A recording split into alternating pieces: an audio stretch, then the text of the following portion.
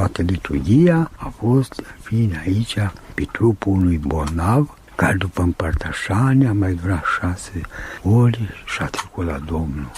Toate celelalte religii nu își pot explica fenomenul mare al învierii Mântuitorului Hristos. Din cei 88 de ani pe care îi aveți, 16 i-ați petrecut în închisoare. Au fost anii cei mai frumoși. Că dacă nu erau acești ani, eu nu mai eram ce sunt acum. Asta trebuie să știți, că omul în libertate nu știe să-și realizeze viața. Omul este foarte nesigur și influențabil de tot agenții din jurul lui. Dar când este pus obligatoriu să-și formeze caracterul, să urmează o poziție și o linie așa de conduită, apoi este Sfânta Suferință. Creștinismul ortodox n-ar fi fost creștinism ortodox dacă n-ar fi trecut pe cei 200 de ani de persecuții, dacă n-ar fi trecut prin tot evul mediu și până în zilele noastre. Pentru că creștinismul întotdeauna a trebuit să se gereze dintr-un loc în altul.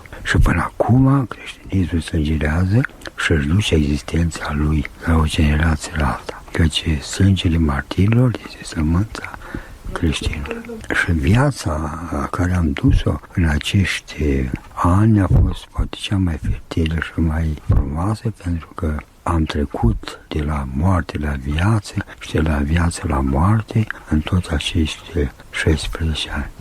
Și aici a fost toată evoluția pe care Iisus este strict, oarecum benefică a omului care se formează pentru viață. Și ați trăit cel mai frumos Paște. Cel mai frumos Paște. În mina de la Baia Sprie. Am făcut liturghii, poate nu le-am făcut, nu le fac acum, poate deși am și pe Iisus Dumnezeu astăzi, am picat apa de departe și mi-am străcit rotula genunchiului. Poate că cine știe ce am făcut. Dar a fost frumoasă pentru că o liturghie de acolo făcută sub ochii milițianului de la ușă, e ușor. Dacă te prindeau cu o rugăciune de manieră asta, era foc. Spunea Părintele Calciu cum a săvârșit o liturghie în celulă. N-avea pâine, doar puțin vin. Și de servici pe secție era cel mai oribil milițian, încât nu se putea vorbi cu el. Puneau în zile sărbătoare pe oamenii ăștia în mod special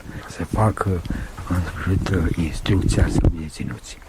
E bine, Părintele Calciu bate în ușă și vine ăsta, schide, și vei bani despre. Dom'le, n-am bucat de pâine. Pâine? Și ora pâine? Ba în ușa și ies.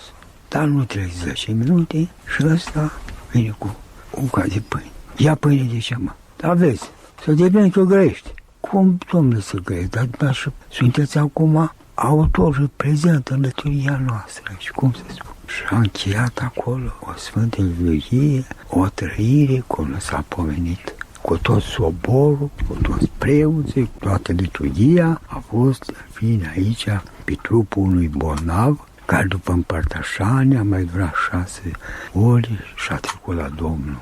Iată că a fost o liturghie vie pe trupul martirilor, că știți prea bine, în Sfânta Masă, la Sfințirii, se pune o semintelor de martir. Și la Baia Sprie, nu vorbesc la Baia Sprie, cât a fost în sfârșit de frumoasă, înșeruirea aceea de melodia clopotelor după lungimea sfrederilor, de la perforare în blocul din mină, când s-au adunat acolo 250 de oameni să cânte un Hristos a înviat și toți care ieșeam de aici cu cânticele astea, în sfârșit, ăștia de afară au fost anunțați că deținuții fac slujbă în mină, o întreabă 5 caralii neînarmați, ca de obicei nu se intră prin deținuți arma cu armă, și afară ne așteptau, dragii mei, batalioane de miliție și de securitate, când ieșeam cu strigăte, cu cântările și să din mine la 400 de metri,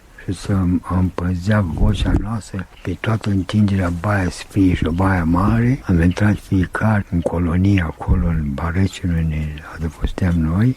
Nici nu ne-am mai făcut baia, am intrat direct în dormitoare, așa am stat 2 zile acolo și după 2 zile ne adună în mijlocul curții. Bandiților, știți ce v-am ținut așa? pentru că nu vă mai ieși din cap prostiile.